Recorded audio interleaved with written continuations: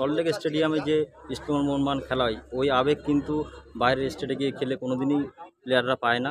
জয় মোহনবাগান 1-11 খেলায় যা রেজাল্ট হয় তাই হবে, 3-0 বা 3-1 আমরাই জিতবো। ইস্টবেঙ্গলে কিন্তু হারাবার কিছু নেই, বেঙ্গল কিন্তু অ্যাটাকিং ফোর্স খেলবে এবং অ্যাটাকিংয়ে বেশিয়ে যাবে। তো লিগ টেবিল দেখে কিন্তু ইস্টবেঙ্গল মোহনবাগান খেলা হয় না। ইস্টবেঙ্গল কিছুটা হলেও এগিয়ে থাকবে এই ম্যাচটা। ইস্টবেঙ্গল জিতবে 2-0। অভিরাজ ফুটবলটা জিতে ভালো ফল হোক আমাদের পক্ষে ফুটবলের মাঠে।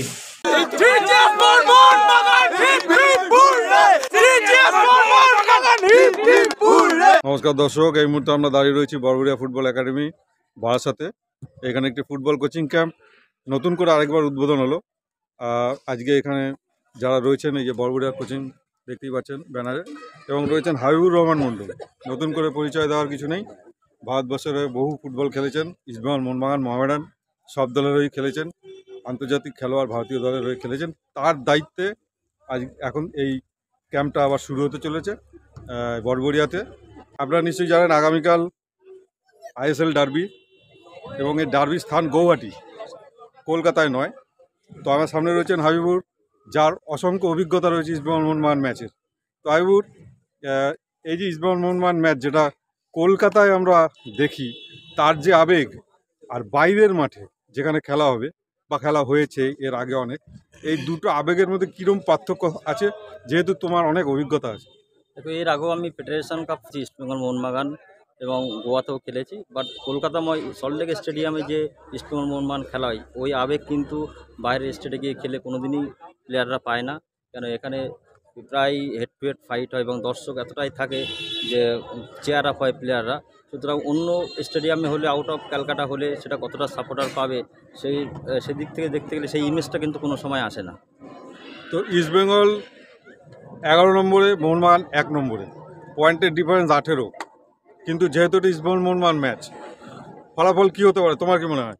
দেখো, এই মুহূর্তে মোহনবাগান তো চ্যাম্পিয়নশিপ ফাইট করছে এবং টপে আছে, এবং ইস্টবেঙ্গল দেখতে লিগ টেবিলে একদম লাস্টে। সুতরাং ইস্টবেঙ্গলে কিন্তু হারাবার কিছু নেই।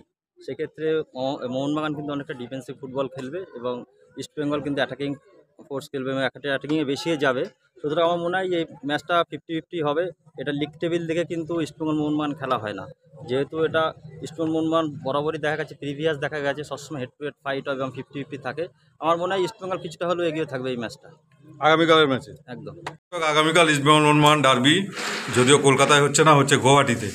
তো তার আগে বলে নিই একটুখানি যে গৌহাটিতে, অর্থাৎ আসামে আর কি, এর আগে ইস্টবেঙ্গল মোহনবাগান ডার্বি 3 বার হয়েছে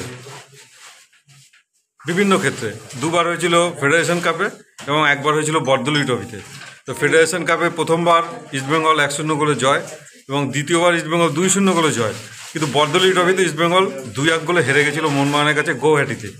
তো এই তথ্যগুলি দিয়েছেন বিশিষ্ট পরিসংখ্যানবিদ মাননীয় নারায়ণ দাশগুপ্ত মহাশয়। তো এইখানে আমার সামনে দাঁড়িয়ে রয়েছেন অভিরাজ দাশগুপ্ত এবং সৈকত দাস, এবং এই বড়বড়িয়া ইয়ংস্টার ক্লাবের ভাইস প্রেসিডেন্ট সুজিত মণ্ডল।